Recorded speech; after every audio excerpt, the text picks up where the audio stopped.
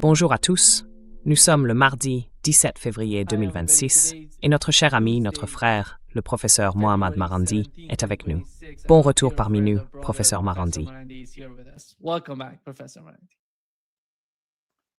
Merci beaucoup de m'avoir invité, Nima. C'est un grand plaisir d'être avec vous. Oui, merci d'appuyer sur le bouton j'aime pour nous aider à toucher davantage de personnes. Et permettez-moi de commencer, professeur Marandi, parce que nous avons appris, avant d'arriver en direct, à savoir que l'Iran va partiellement fermer le détroit d'Ormuz. Quelle est l'action? Quelle est la stratégie de l'armée iranienne concernant le détroit d'Ormuz?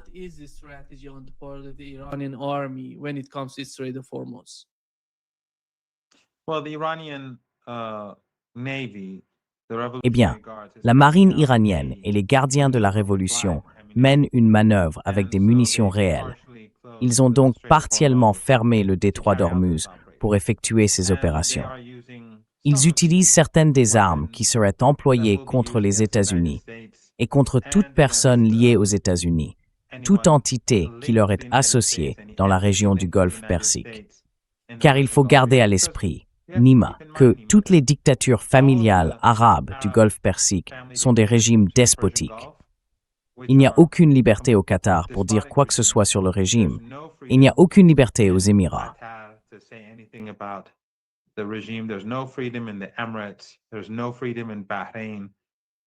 n'y a pas de liberté à Bahreïn.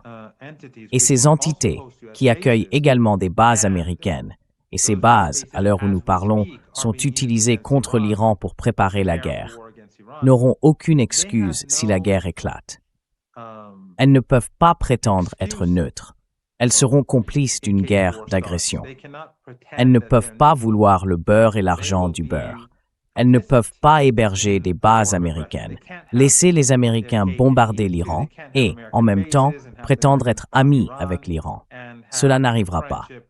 Ainsi, les capacités de missiles iraniennes, qui ne se limitent pas aux missiles sol-sol à longue portée, comme ceux que nous avons vus utilisés pour frapper le régime israélien.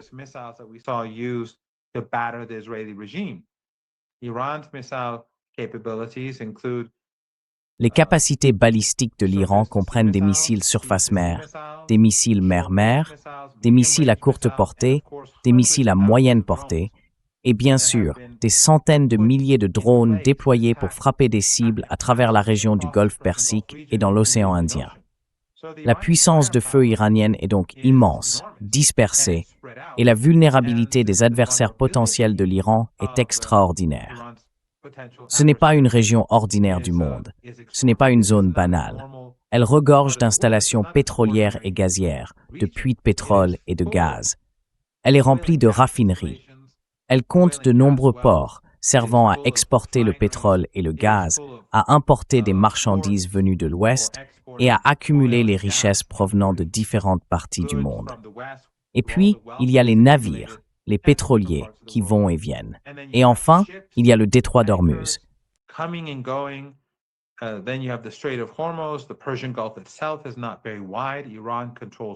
Le golfe Persique lui-même n'est pas très large. L'Iran contrôle un de ses côtés, ainsi que les îles situées au milieu. Et puis il y a l'océan Indien. Avec les capacités de missiles et de drones dont dispose l'Iran, qu'elles proviennent de la mer ou de la terre, l'économie mondiale serait dévastée et le prix de l'énergie s'envolerait.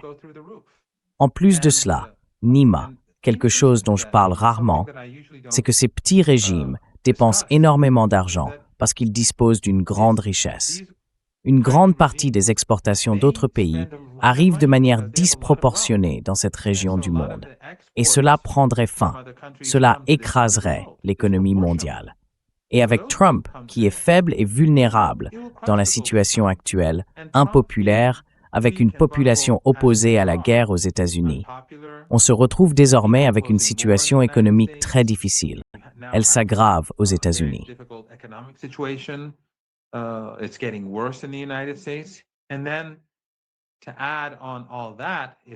Et puis, pour couronner le tout, il y a bien sûr l'exposition de la classe Epstein au peuple américain. La dissimulation et la dissimulation qui continuent. Il n'aura donc pas de soutien populaire lorsqu'il s'engagera dans une guerre, et quand la douleur commencera à se faire sentir, les Américains n'aimeront pas cela. Ses propres partisans, environ 30%, seront les premiers à s'indigner lorsqu'ils perdront leur emploi. Et puis nous avons vu aujourd'hui l'ayatollah Khamenei parler de couler des navires de guerre. Ce n'est pas une situation que quiconque de sensé aux États-Unis voudrait voir se transformer en conflit militaire. Mais encore une fois, Washington est contrôlé par la classe Epstein. C'est le régime Epstein. Et les gens autour de Trump, au Sénat et à la Chambre, sont des partisans d'Israël avant tout. Ils ne se soucient pas des États-Unis, ni de l'économie mondiale, ni des économies européennes. Ils se soucient d'Israël. Tu es en sourdine, Nima. You're muted, Nima. Ouais, En fait, tu es encore en sourdine. ouais. Laisse à moi. Can you hear me, Professor Marandi? Yes. Yeah. Yes. Vous m'entendez, professeur Marandi? Oui. Vous êtes témoin d'une escalade sans précédent entre les États-Unis et l'Iran au Moyen-Orient. Nous n'avons jamais vu une telle intensification auparavant. On voit 2 porte-avions, 15 destroyers dans la région, et ils y amènent beaucoup d'armes.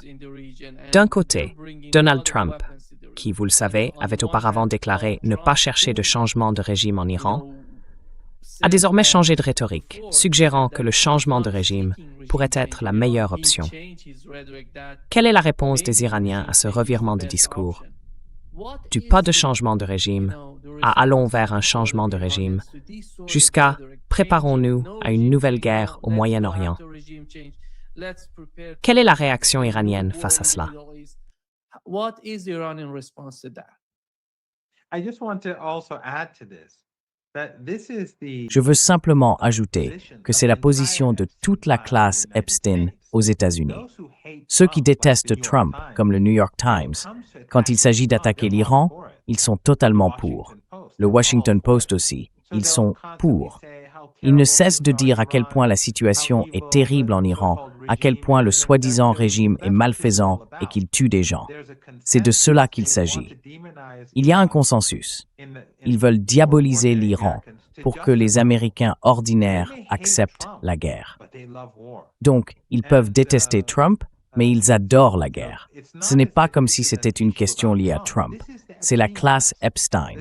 C'est un régime contrôlé par cette classe particulière.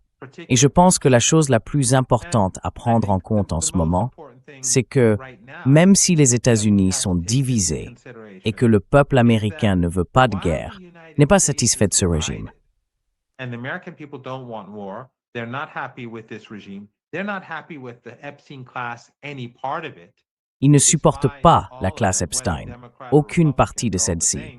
Ils les méprisent tous, qu'ils soient démocrates ou républicains. Pour eux, c'est la même chose. Que ce soit le New York Times ou le Washington Post, Fox News ou MSNBC, c'est la même chose. Du côté iranien, nous avons vu 2 immenses rassemblements à travers le pays, le 12 janvier et le 11 février.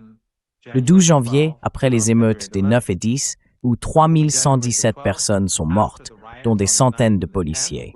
Il s'agissait d'un complot lancé et exécuté par les services de renseignement américains et israéliens, probablement avec le MI6 et peut-être les Français. Nous le savons grâce au secrétaire au Trésor des États-Unis, qui a déclaré « Nous prévoyons de faire chuter la monnaie pour pousser les gens dans la rue ».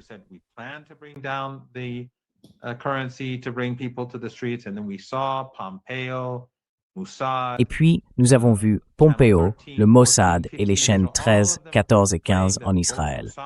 Tous affirmaient que le Mossad était impliqué, que la CIA était impliquée et que des armes avaient été introduites par des agences de renseignement étrangères pour tuer des centaines de policiers et de responsables de la sécurité.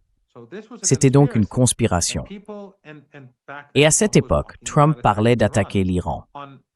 Le 12 janvier, des millions de personnes sont descendues dans les rues, environ 3 millions à Téhéran.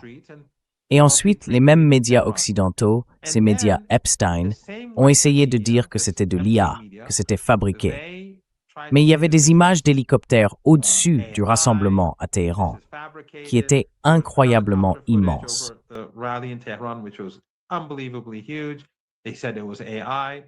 which of course was a lie. Ils ont dit que c'était de l'IA, ce qui bien sûr était un mensonge.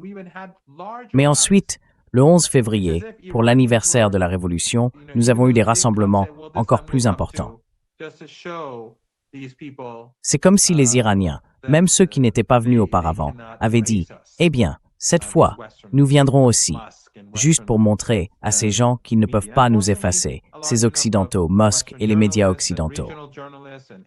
Heureusement, un plus grand nombre de journalistes occidentaux, régionaux et asiatiques étaient présents, donc ils n'ont pas pu le cacher. Le nombre de participants à Téhéran était environ 25% plus élevé que le 12 janvier. Ainsi, tandis que l'Occident, les États-Unis, sont fragmentés, l'Iran est uni. Et comme nous en avons déjà parlé, il ne s'agit pas seulement de l'Iran, c'est tout l'axe de la résistance. Le Yémen est prêt pour la guerre et a renforcé ses capacités. La résistance en Irak est immense et ne s'est pas encore engagée. Ils mèneront une guerre existentielle.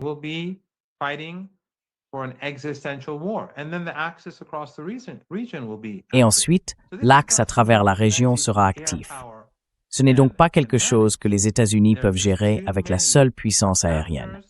Il y a tout simplement trop d'acteurs, et sur le terrain, ils sont largement supérieurs en nombre. Un pays comme le Qatar, avec une population de 350 000 détenteurs de passeports, ne peut rien faire, pas plus que les Émirats et leurs élites corrompues. Les premiers à fuir seront les dirigeants de ces petites dictatures familiales arabes. Ils s'envoleront vers leurs villas en Europe et aux États-Unis. Pour l'Iran, ce sera une guerre existentielle. Pour les acteurs de la résistance, ce sera une guerre existentielle. Le peuple iranien est uni, et nous pouvons voir quelle est la situation aux États-Unis. Quelle que soit la manière dont on l'envisage, cela ne se terminera pas bien pour les États-Unis, et certainement pas pour Trump. Je ne sais pas si j'ai répondu à votre question toutefois. I don't know if I answered your question though. La question portait, professeur Marandi, sur la réponse iranienne aux États-Unis.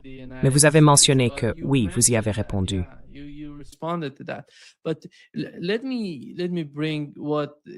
Mais laissez-moi expliquer quel est l'objectif, car nous avions l'Iran à la tête de juste avant que vous ne posiez votre prochaine question.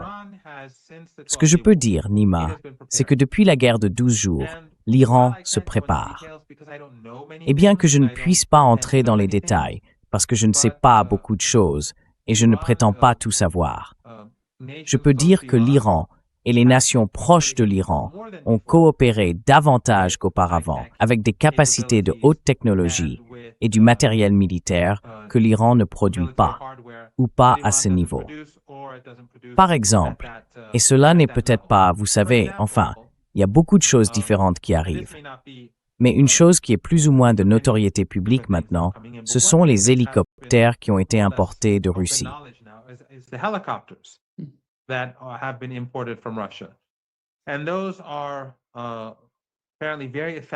Et il semble que ces armes soient très efficaces contre les drones. L'Iran a donc renforcé ses capacités de lutte contre les drones au cours des 11 ou 12 derniers mois. Toute guerre menée par l'armée de l'air américaine serait très coûteuse et elle serait très vulnérable. Mais une grande partie de cet affrontement impliquerait des drones et les Iraniens travaillent à améliorer leurs moyens de les contrer. Et bien sûr, au cours des 4 années de guerre en Ukraine, les Russes ont accumulé beaucoup d'expérience. Ainsi, nombre de ces capacités, ainsi que d'autres que possèdent les Russes et les Chinois, ont été intégrées à celles de l'Iran. L'Iran a acheté les armes, les systèmes et l'équipement dont il avait besoin.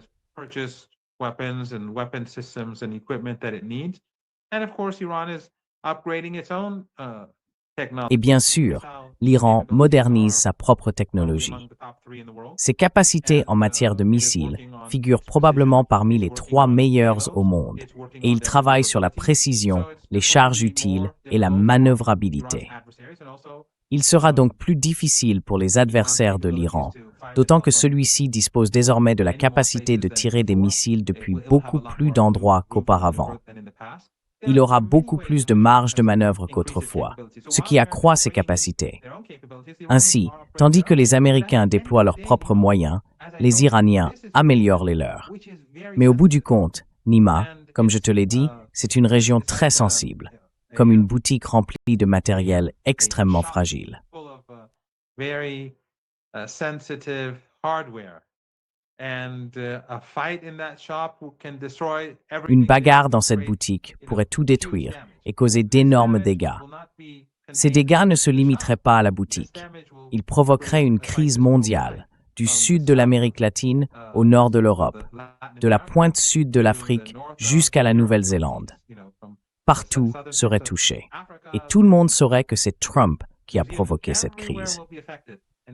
L'une des raisons pour lesquelles les Iraniens négocient, c'est que si Trump se comporte de manière sensée et raisonnable, un accord pourrait être conclu.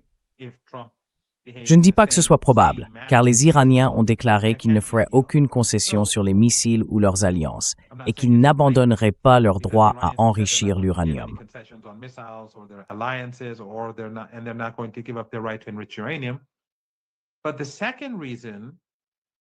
Mais la deuxième raison, c'est que les Iraniens veulent que la communauté internationale sache que, si et quand cette catastrophe se produit, vous saurez qui blâmer. Vous saurez quel sénateur aux États-Unis appelait à la guerre. Vous saurez quel journaliste appelait à la guerre.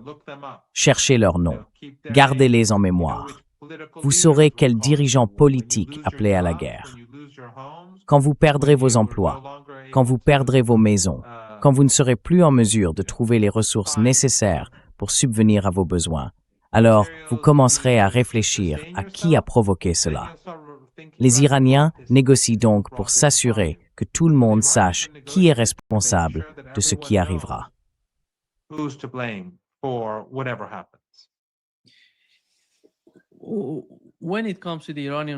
Alors, en ce qui concerne la réponse iranienne, professeur Marandi, corrigez-moi si je me trompe, il me semble que l'Iran réagirait d'une manière différente. Vous savez, comparé à ce qui s'est passé pendant la guerre de 12 jours, la stratégie des Iraniens a d'une certaine façon radicalement changé. Quels sont ces changements? Et comment l'Iran réagirait-il si les États-Unis commençaient à attaquer? Vont-ils se retenir et envisager une réponse mesurée ou vont-ils frapper chaque cible dans la région?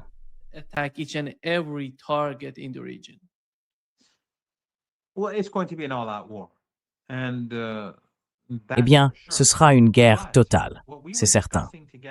Mais ce dont nous parlions il y a quelques semaines, c'est qu'en effectuant cette manœuvre dans le détroit d'Ormuz, ils disent en réalité la même chose que nous répétons depuis des semaines. Cela ne concernera pas seulement l'Iran et les États-Unis. L'Iran ne va pas simplement frapper des bases militaires ou bombarder leurs biens ou leurs navires. L'Iran va s'assurer que toutes les entités du Golfe Persique qui ont collaboré avec les États-Unis en paient le prix. Elles sont toutes complices. Elles ne peuvent pas prétendre le contraire. Et ces régimes, comme je l'ai dit à plusieurs reprises, ne dureront pas. Bahreïn ne durera pas. Aucun d'entre eux ne durera. Ils sont impopulaires, ils sont minoritaires dans leur propre pays. Il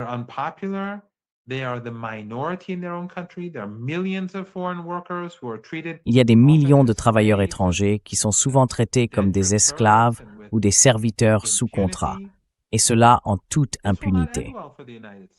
Cela ne se terminera pas bien pour les États-Unis. Ce sera une guerre totale pour l'Iran. L'Iran frappera très fort dès le début, et toutes les options seront sur la table pour l'Iran. Il ne s'agira pas seulement de l'aspect militaire. Tout ce qui relève de l'intérêt des États-Unis sera une cible légitime. Tout. Il n'est même pas nécessaire que cela appartienne aux États-Unis. Tout ce qui présente un intérêt pour eux, que ce soit dans le Caucase, le Golfe Persique ou la mer Rouge. Et il faut garder à l'esprit que le Yémen a mené une guerre de 7 semaines contre les États-Unis. Comment cela s'est-il terminé? Les États-Unis ont-ils gagné cette guerre ou ont-ils dû se retirer? Les capacités de l'Iran sont bien supérieures à celles du Yémen. Et cette fois, le Yémen fera également tour du conflit. And the Yemen today is not the Yemen of a year ago. Et le Yémen d'aujourd'hui n'est pas le Yémen d'il y a un an. Ils se sont préparés, tout le monde s'est préparé. Ce ne sont pas seulement les Américains qui apportent des armes. Nos ressources sont déjà ici, car c'est notre terrain. Cela ne nous coûte pas grand-chose de tenir notre position, de résister aux États-Unis dans notre propre voisinage. Mais pour eux, tout doit être acheminé à travers l'océan. Ils auront des coûts quotidiens. Et tu sais, pendant que nous parlons, ce sont eux qui paient un prix énorme pour amener leurs ressources ici. Ils devront payer un prix énorme pour les maintenir ici, et ils devront payer un prix énorme pour les retirer, en fin de compte. Mais s'il y a la guerre, je ne pense même pas que ces coûts se compareront aux coûts économiques qui seront engagés. Il n'y aura absolument aucune comparaison.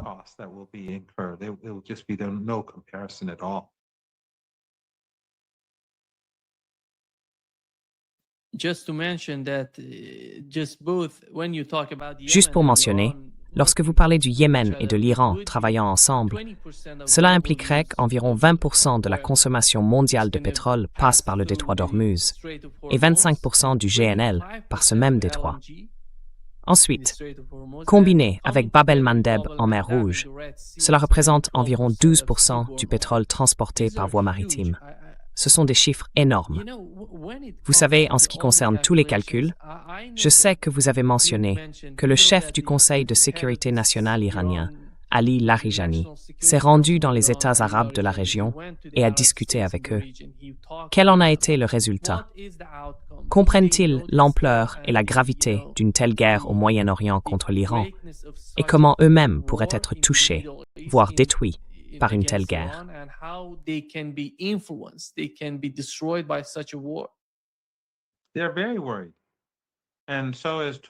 Ils sont très inquiets. Et la Turquie aussi, le gouvernement turc également. Mais ils sont tous trop faibles et vulnérables. J'étais récemment à Moscou, et des représentants de la région ainsi que de la Turquie s'y trouvaient aussi. Ils étaient tous très inquiets. Mais ils ne sont pas comme l'Iran. Ils ne peuvent pas s'opposer aux États-Unis. Ils obéissent. Certains peuvent montrer un peu plus, disons, d'indépendance, un tout petit peu plus, comme la Turquie. Les autres, eux, ne peuvent pas faire grand-chose. Mais oui, le ministre iranien des Affaires étrangères, le chef du Conseil suprême de sécurité nationale et d'autres les ont mis en garde au sujet de la situation. Et une autre chose, Nima, que j'oublie toujours de mentionner, ce sont les capacités de l'Iran en matière de missiles de croisière.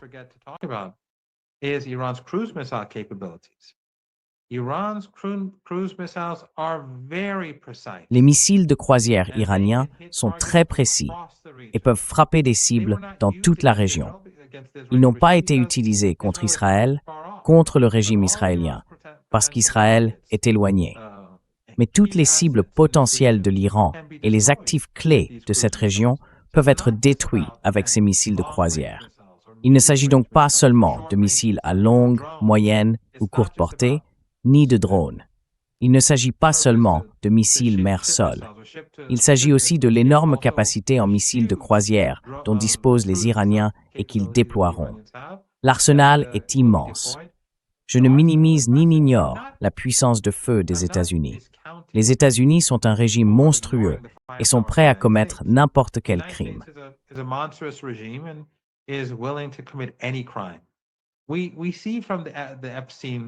Nous voyons, d'après les documents de l'affaire Epstein qui ont été rendus publics, le peu qu'ils nous ont permis de voir, avec toutes les caviardisations et toutes les preuves qu'ils ont dissimulées, que, dans l'ensemble, les documents n'ont apparemment pas été publiés. Seule une infime partie en est sortie. Et nous avons vu quel genre de personnes ils sont, quel genre de monstres cette classe de gens représente. Maintenant, nous comprenons tous pourquoi ils soutiennent le génocide. Nous comprenons maintenant pourquoi les journalistes occidentaux et les médias occidentaux soutiennent le génocide à Gaza. Nous comprenons maintenant pourquoi, pendant la guerre Iran-Irak, ils ont gazé Halabja, tuant 6500 personnes en quelques minutes, parce que c'est ce qu'ils sont.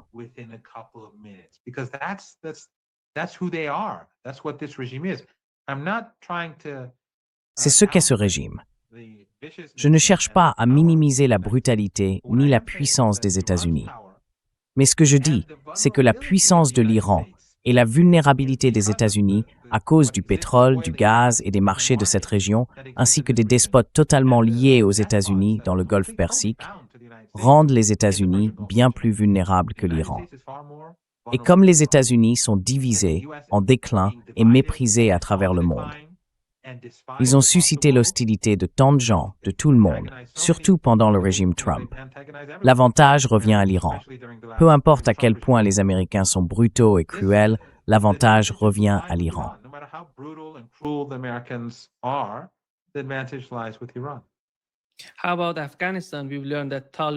Et l'Afghanistan alors? Nous avons appris que les talibans affirment que si quelque chose se produit, ils soutiendront l'Iran, qu'ils s'opposeront aux États-Unis. Et nous savons qu'après la Russie, l'Iran est en train de reconnaître officiellement le gouvernement taliban en Afghanistan. Quelle est la situation actuelle entre l'Iran et l'Afghanistan? Comment l'Iran perçoit-il l'Afghanistan dans un tel scénario? Une guerre entre l'Iran et les États-Unis.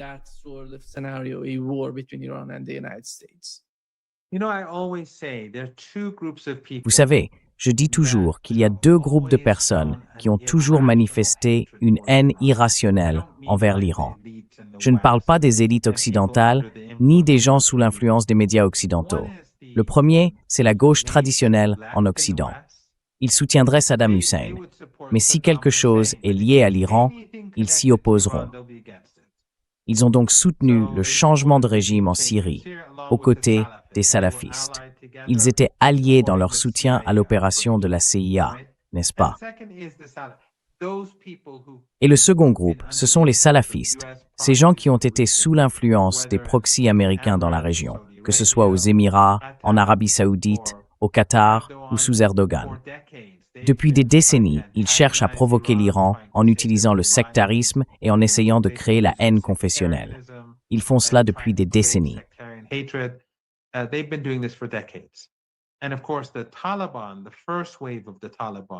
Et bien sûr, les talibans.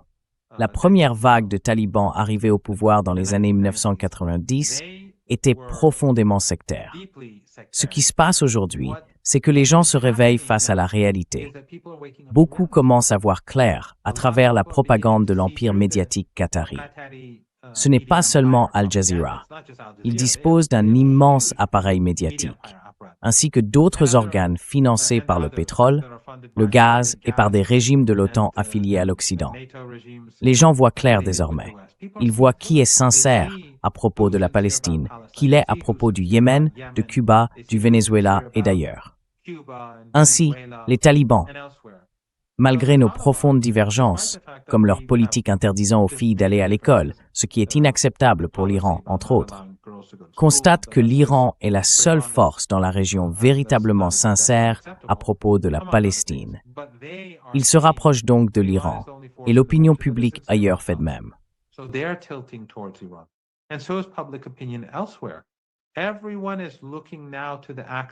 Tout le monde se tourne désormais vers l'axe de la résistance comme source d'espoir, non seulement pour la région, mais au-delà.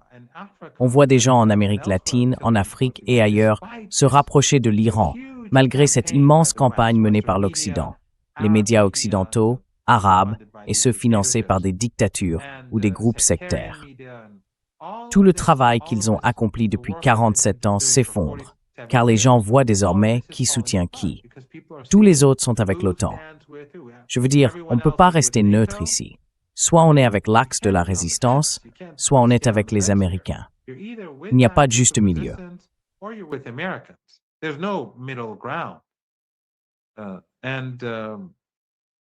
Aucun de ces pays n'a aidé les Palestiniens. Ils ont essayé pendant des années, des décennies, de faire détester l'Iran aux Palestiniens. Je l'ai vu de mes propres yeux. Les Palestiniens me parlent de ce que font les médias qataris, de ce que fait la Turquie, et de ce que, par le passé, surtout les Saoudiens, même s'ils sont aujourd'hui moins portés sur ce genre de choses, ont fait avec le wahhabisme, etc. Et comment ils ont toujours essayé de retourner même les Palestiniens contre l'Iran. Mais maintenant, les gens voient qu'aucun de ces régimes ne lèvera le petit doigt pour la cause palestinienne.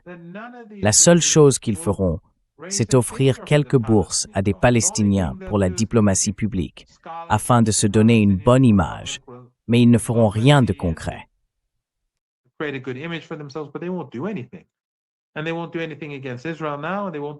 ils ne feront rien contre Israël maintenant, et ils ne feront rien contre les États-Unis, parce qu'ils font tous partie du camp occidental. Ainsi, les talibans, ou du moins beaucoup de membres influents des talibans, perçoivent cette réalité. Et ce n'est pas seulement en Afghanistan, c'est ailleurs aussi.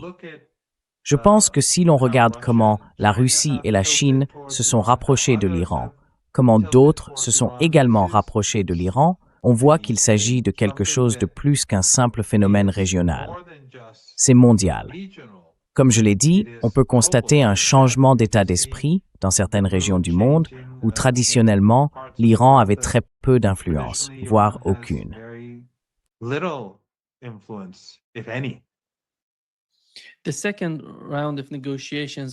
deuxième cycle de négociations après la guerre de 12 jours s'est achevé à Genève. Une fois encore, les Omanais ont servi de médiateurs pour des discussions indirectes entre les États-Unis et l'Iran.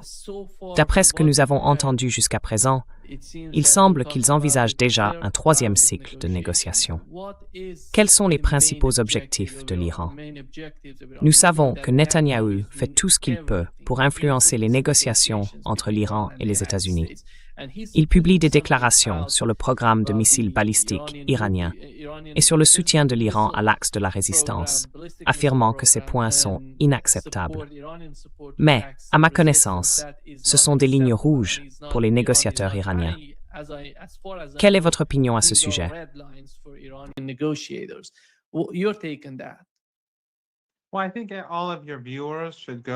Eh bien, je pense que tous vos téléspectateurs devraient se rendre sur le site du dirigeant. Et lorsque le discours complet sera traduit en anglais, en arabe et dans d'autres langues, ils devraient le lire.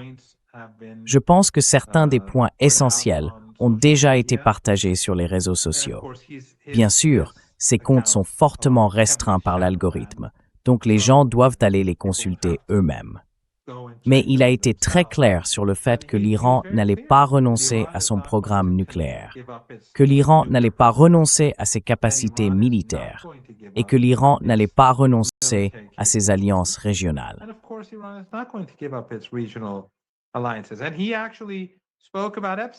Et il a effectivement parlé d'Epstein et de la corruption des élites politiques en Occident, ce dont, à ma connaissance, on ne parle pas vraiment en Iran. Les médias persanophones en Occident, BBC Persian, Iran International, tous ces médias qui dépensent des sommes énormes pour couvrir l'actualité, ne touchent pas au dossier Epstein. C'est comme si rien ne s'était passé. BBC Persian fait comme si cela n'existait pas. Mais lui, il en a parlé. Donc j'espère que cela aura plus d'écho en Iran, car je ne pense pas que les médias iraniens en aient parlé autant qu'ils le devraient vraiment. Une autre chose qu'il a dite dans son discours, c'est qu'Imam Hussein n'a pas prêté allégeance, ne prêterait pas allégeance. Qu'un homme comme l'imam Hussein ne prêterait pas allégeance à Yazid.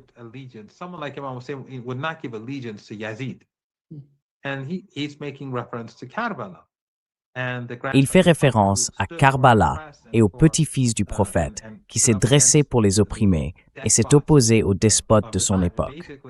En gros, il dit que les États-Unis sont comme le Yazid de notre ère. Et comme tu le sais mieux que moi, dans la culture iranienne et les croyances chiites, Karbala et l'histoire de l'imam Hussein et de sa sœur occupent une place centrale. En Iran, il n'y a pas de jour comme celui d'Ashura. Même ceux qui, tu sais, boivent et font la fête. Quand vient Ashura, au moins pendant un jour ou deux, ils montrent une certaine religiosité pour la plupart. Parce que c'est tellement... Si tu te promènes à Téhéran n'importe quel jour de l'année, tu peux voir différentes choses. Mais quand c'est Ashura, tu sais que c'est Ashura.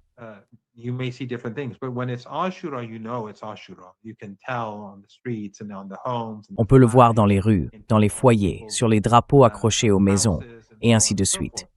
Il parle donc de cela, et dit en substance, nous ne nous soumettrons jamais à vous. Cela n'arrivera pas.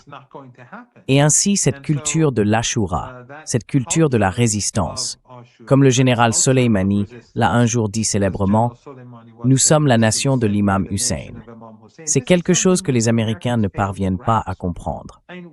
Et pourquoi la classe Epstein le comprendrait-elle? Ils n'ont aucune notion de spiritualité. Les journalistes du Wall Street Journal, du New York Times ou du Washington Post, ce sont des employés de la classe Epstein. Et eux aussi n'ont soit aucune notion de cela, soit aucune capacité à exprimer ou à poursuivre cette ligne de pensée.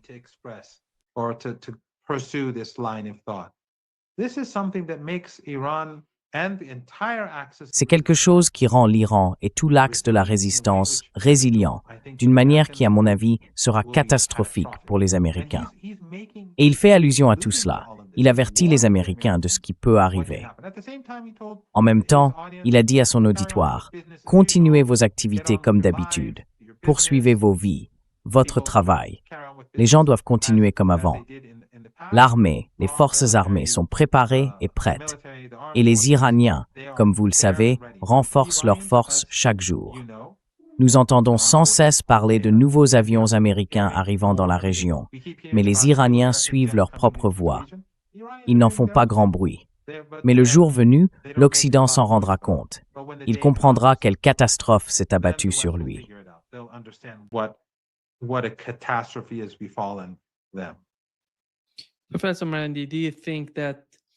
Professeur Marandi, pensez-vous que lorsque vous parlez du cercle Epstein, vous évoquez en réalité la capacité de Netanyahou à exercer une forte influence sur Donald Trump, non seulement à cause d'Epstein, mais aussi en raison de toute la culture qui existe là-bas et de la dynamique dont Epstein fait partie? La situation d'ensemble est bien plus vaste que ce dont nous parlons. Mais comment percevez-vous l'influence que Netanyahou exerce sur Donald Trump dans ces négociations?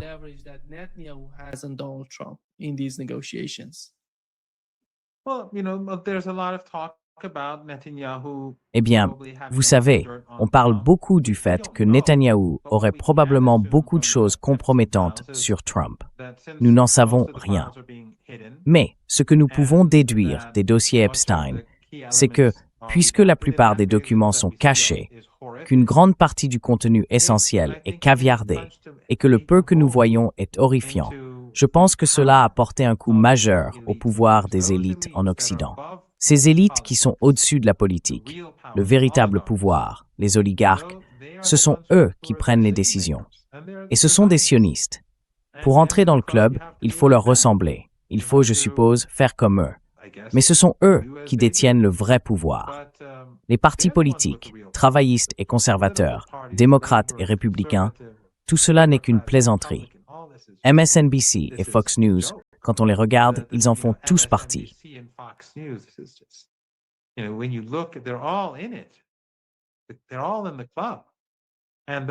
Ils font tous partie du même club. Et ceux qui travaillent pour eux ne sont que des employés, qu'ils soient présidents, premiers ministres ou parlementaires. Cela n'a aucune importance. Le simple fait que tout le monde garde le silence à ce sujet, qu'ils ne racontent pas toute l'histoire, qu'ils essayent de faire croire que les Russes sont impliqués. Tu sais, les médias qui disent collectivement qu'Epstein est un espion russe, et personne n'y croit. Mais cela montre à quel point cette classe Epstein est puissante. Tous les médias sont coordonnés, tout comme ils le sont entre eux, pour créer une image particulière de l'Iran, pour encourager la guerre et la justifier. Il en va de même pour la Russie. Et c'est pareil lorsqu'il s'agit de détourner l'attention d'Israël, d'Epstein ou de la Russie.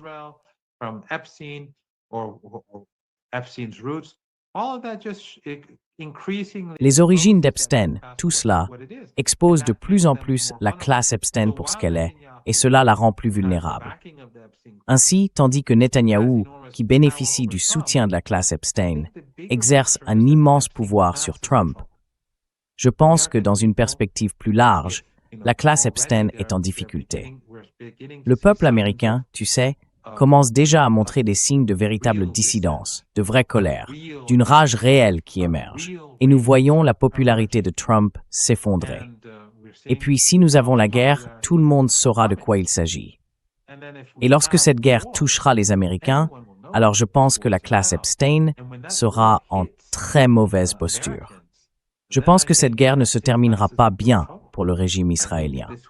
Ne te méprends pas, Nima, tu me connais, je ne soutiens pas la guerre. Je ne veux pas de guerre. I don't support war. I don't want war. I don't want war anywhere. I fought war. I fought as a Je ne veux pas de volunteer. guerre, I've nulle been to part. Syria many times. I've been J'ai to combattu Lebanon. dans une I've guerre, been to je me Iraq. suis I've porté been to volontaire. Syria. Je suis allé de nombreuses fois en Syrie, de nombreuses fois au Liban, en Irak aussi. J'ai vu beaucoup de morts et de destructions au fil des années. Mais au bout du compte, s'il y a une guerre, nous persévérerons. Nous gagnerons cette guerre et nous veillerons à ce que les États-Unis soient vaincus. Je suis assez confiant que cela marquera la fin de l'Empire américain. Peut-être même quelque chose de pire pour eux. Mais il n'y a pas la moindre chance que les Iraniens laissent les Américains prendre le dessus. C'est une guerre pour notre survie.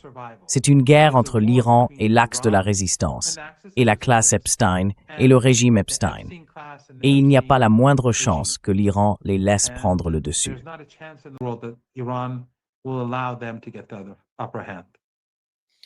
What were the lessons for the Iranians?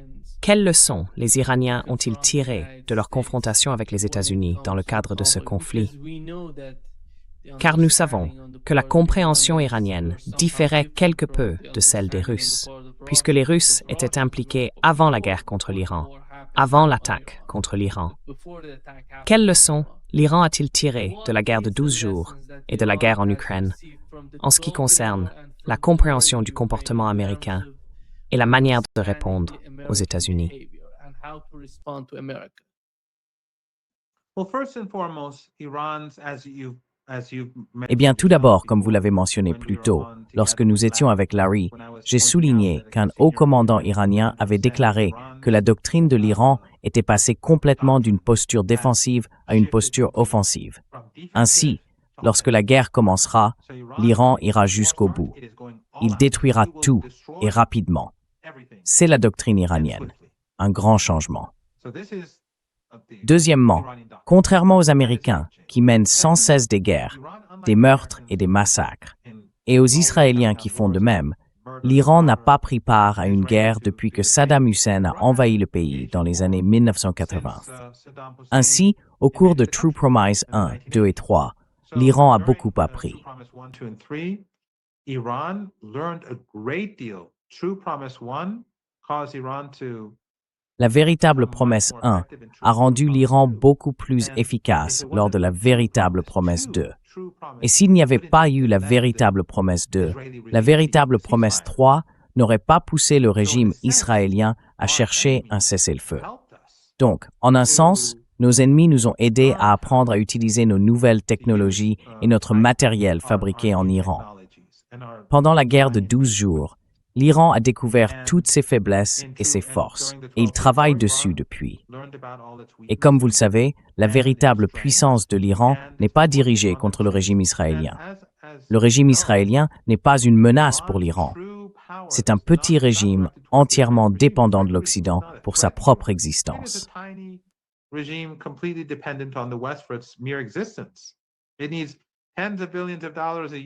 Il lui faut des dizaines de milliards de dollars par an, rien que pour se maintenir et mener le génocide avec le soutien de l'Occident. C'est les États-Unis qui représentent la véritable menace. Les Iraniens, depuis que les États-Unis ont pris l'Afghanistan et l'Irak, se préparent à la guerre. Depuis que les États-Unis, Bush et Obama, ont commencé à dire que toutes les options sont sur la table, et que l'Iran a été qualifié de membre de l'axe du mal dans ce discours sur l'état de l'Union de Bush, rédigé par un sioniste d'ailleurs, ce discours de David Frum, ce sont ces gens-là qui fabriquent les récits.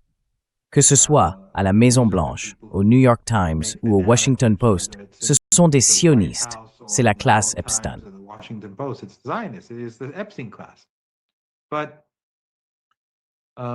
Mais les Iraniens se sont préparés avec des missiles de moyenne portée, des bases souterraines réparties dans la région du Golfe Persique et de l'océan Indien, des missiles de courte portée, des drones et une marine conçue pour la guerre asymétrique. L'Iran se prépare à une guerre contre les États-Unis depuis au moins 2 décennies et demie. Ainsi, la puissance de feu que l'Iran peut diriger contre les États-Unis est infiniment plus grande. Et encore une fois, lorsque je parle des États-Unis, je ne parle pas de quelques navires ou de quelques bases. Leur véritable vulnérabilité apparaît lorsque l'économie s'effondre. Certains Américains, lorsqu'ils me parlent, disent « Eh bien, nous sommes autosuffisants en énergie. » Mais lorsque les prix s'envolent, c'est le consommateur qui paie. Quelques milliardaires gagneront de l'argent, mais l'économie américaine s'effondrera.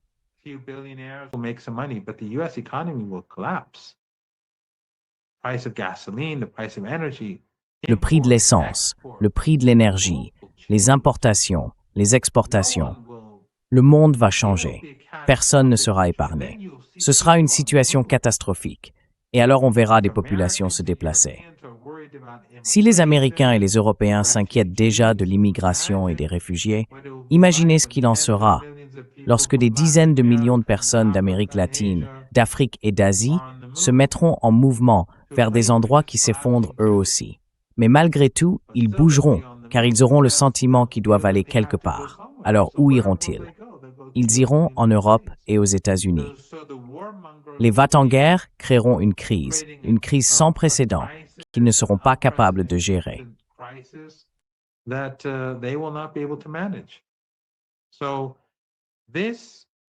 Ainsi, ce passage d'une doctrine défensive à une doctrine offensive, ainsi que la prise de conscience qui s'est développée à propos des capacités, des faiblesses et des vulnérabilités de l'Iran, ont conduit à des mesures pour y faire face.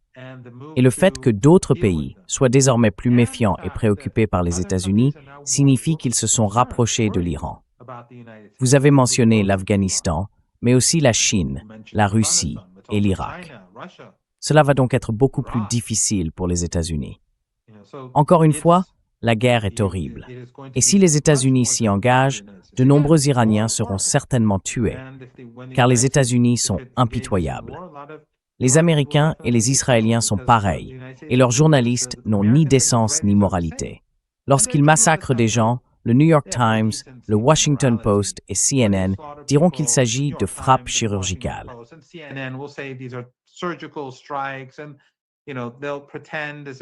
Et vous savez, ils feront semblant, tout comme pendant la guerre de 12 jours, lorsque les Israéliens massacraient des familles et faisaient s'effondrer des immeubles d'habitation.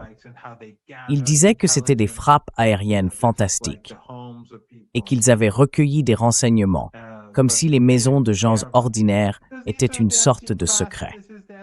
Mais ils ne se souciaient pas des enfants, parce que c'est le média de la classe Epstein. Ils appartiennent aux Epstein du monde. Donc je suis sûr que beaucoup seront tués s'il y a une guerre.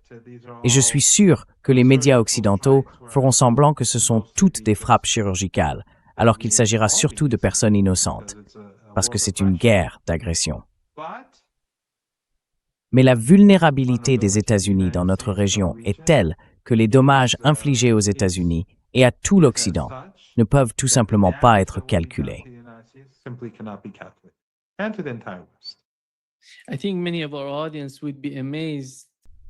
Je pense que beaucoup de personnes dans notre public seraient stupéfaites. Je sais que la plupart d'entre elles ne connaissent pas le persan ou ne suivent pas les médias iraniens à l'intérieur de l'Iran. Elles seraient surprises, car dans les médias iraniens, on ne parle pas vraiment beaucoup d'Israël, ni de la puissance d'Israël. Personne ne se concentre sur Israël en termes militaires ou quoi que ce soit de ce genre. Mais tout ce qu'on entend dans les médias israéliens concerne l'Iran et ses capacités.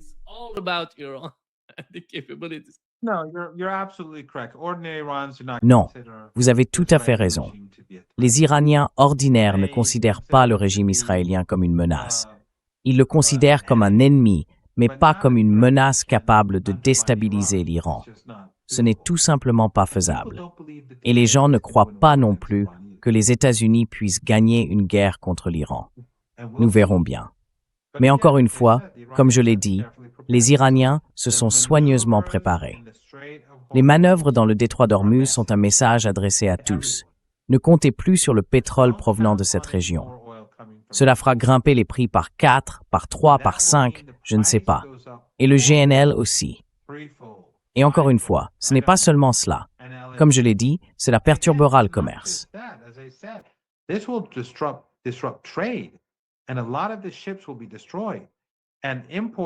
Et beaucoup de navires seront détruits. Les importations et les exportations, cette région est une économie de consommation, surtout dans ces dictatures arabes. Elle consomme bien plus que la plupart des pays. Elle gaspille des sommes énormes chaque jour. Ce sera donc accablant. Et ces régimes tomberont très probablement. Je veux dire, s'il y a une guerre, je ne vois pas comment ils pourraient tenir. Le problème, Nima, c'est qu'en Occident, ils ne comprennent tout simplement pas l'Iran.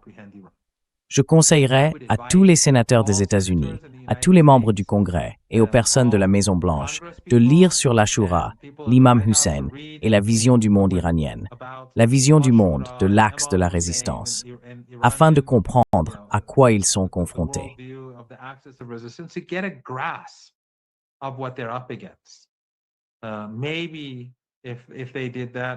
Peut-être que s'ils faisaient cela, il y aurait un peu plus de raison.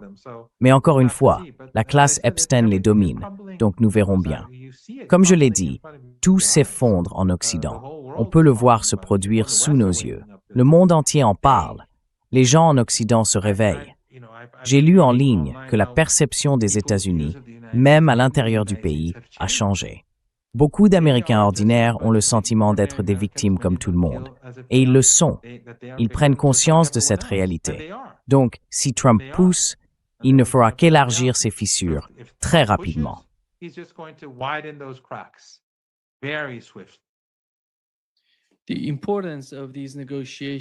L'importance de ces négociations aujourd'hui, par rapport à auparavant, réside dans la présence des Européens. Ce que j'ai appris du ministre iranien des Affaires étrangères il y a quelques jours, c'est que le commerce entre l'Iran et l'Europe est inférieur à celui que l'Iran entretient avec l'Afghanistan. Qu'est-ce que cela signifie? Que veulent-ils? Je ne comprends pas ces Européens. Quelle est la compréhension, la perception du côté iranien à l'égard des pays européens?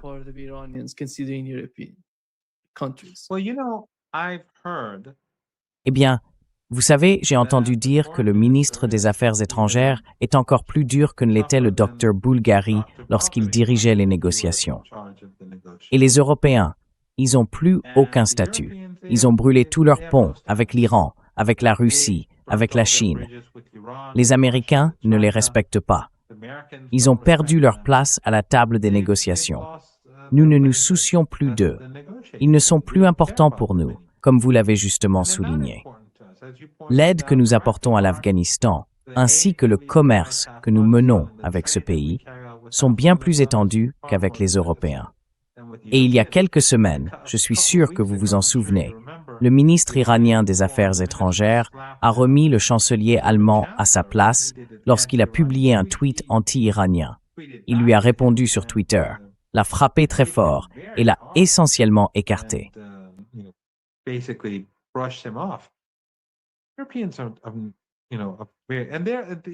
Les Européens, vous savez, l'Europe va devenir moins importante.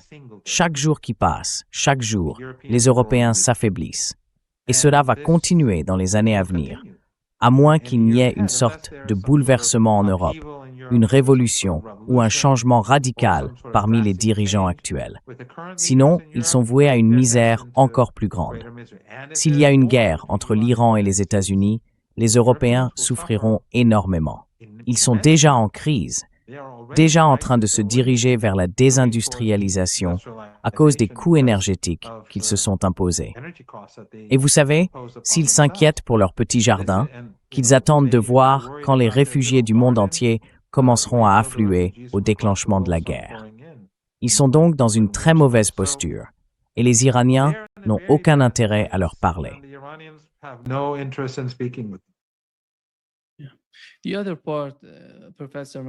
Oui. L'autre aspect, professeur Marandi, que le ministre iranien des Affaires étrangères a évoqué à Doha, c'est que le cœur, le centre du conflit entre l'Iran et les États-Unis réside dans ce qui se passe en Palestine et à Gaza. Nous savons qu'Israël bombarde le Liban, pas seulement Gaza et la Cisjordanie, Ils bombardent aussi le Liban. Et la situation au Liban n'est pas bonne. Elle ne s'améliore en rien, compte tenu de la manière dont Israël mène ses attaques. Que se passe-t-il avec le Hezbollah et quelle est la politique du Hezbollah face à ce type d'escalade de la part des Israéliens?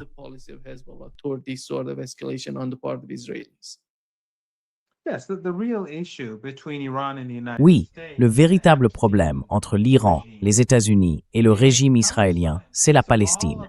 Cela a toujours été une question de Palestine.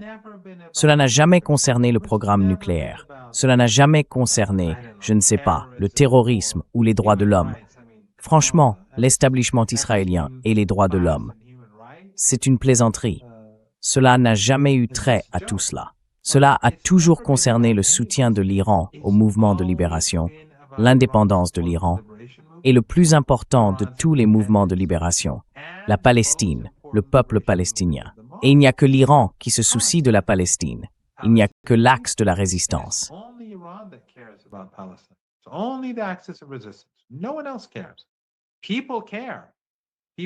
Personne d'autre ne s'en soucie.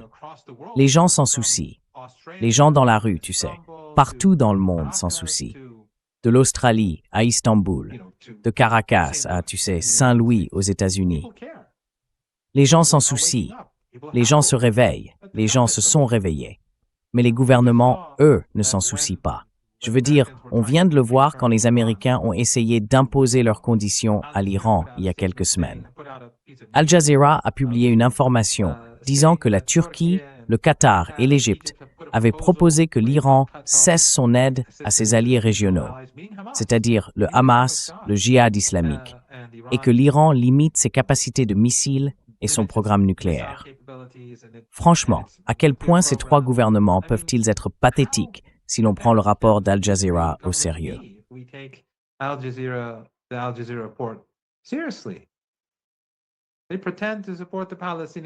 Ils prétendent soutenir le peuple palestinien.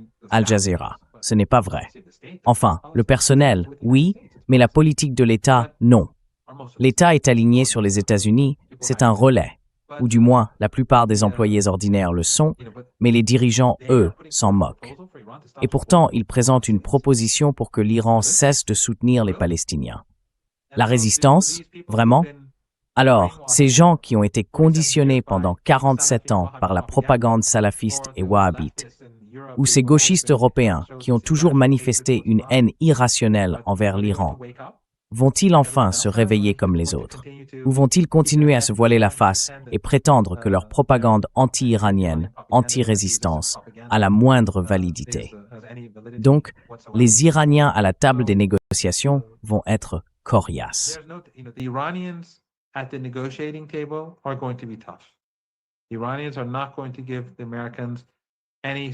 Les Iraniens ne vont accorder aux Américains aucune concession qui violerait la souveraineté de l'Iran. Le ministre des Affaires étrangères ne fera aucune concession inutile. Tout accord avec les États-Unis, tout accord potentiel, portera sur le programme nucléaire et sur la fourniture de garanties. Je ne pense pas qu'ils croient vraiment avoir besoin de garanties, mais ils en donneront, car au fond, il ne s'agit pas vraiment du programme nucléaire. Il s'agit de donner des assurances que le programme nucléaire iranien est pacifique. Il existe une possibilité d'accord, car Trump pourrait en vouloir un. Il pourrait avoir besoin d'une porte de sortie.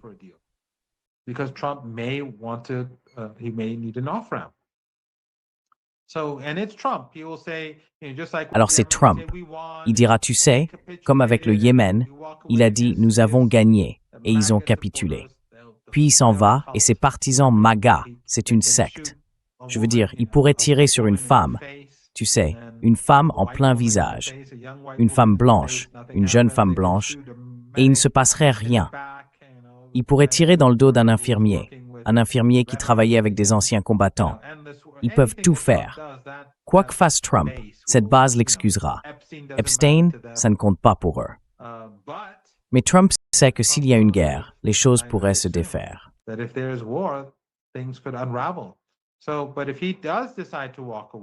Mais s'il décide de se retirer, s'il est assez lucide pour ne pas s'engager dans une guerre, alors il peut simplement dire « j'ai gagné », comme avec le Yémen, et sa base sera satisfaite. La classe Epstein ne sera pas contente, mais de toute façon, les Iraniens ne vont rien accorder aux Américains qui violeraient la souveraineté de l'Iran. D'ailleurs, lorsque l'Iran a insisté pour que les négociations aient lieu à Oman, et en ce moment même, comme vous l'avez justement souligné, les négociations se tiennent à l'ambassade d'Oman. La raison pour laquelle ils font des allers-retours est que la distance est bien plus grande pour les Américains que pour les Iraniens. Oman est très proche de l'Iran.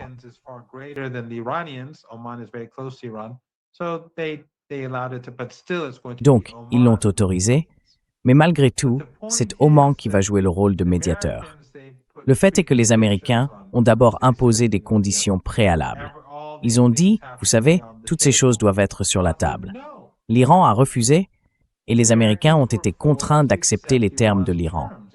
L'Iran a dit, à Oman, des pourparlers indirects, comme quand? Comme avant la guerre de 12 jours. Quelle symbolique y a-t-il là-dedans? Tout d'abord, les Iraniens montrent qu'ils ont de la force. Les Américains ont été forcés d'accepter les conditions de l'Iran.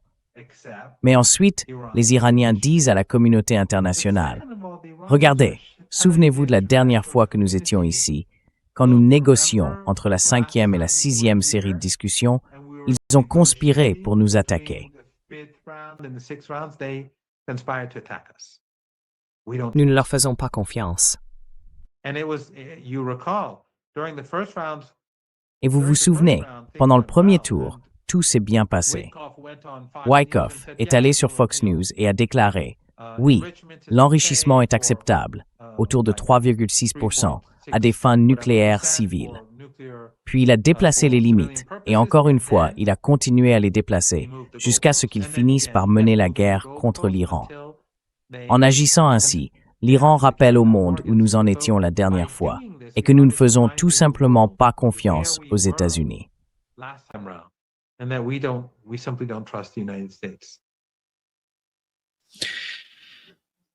Merci beaucoup, professeur Marandi, d'être avec nous aujourd'hui. Un grand plaisir, comme toujours. C'est un grand honneur, Nima.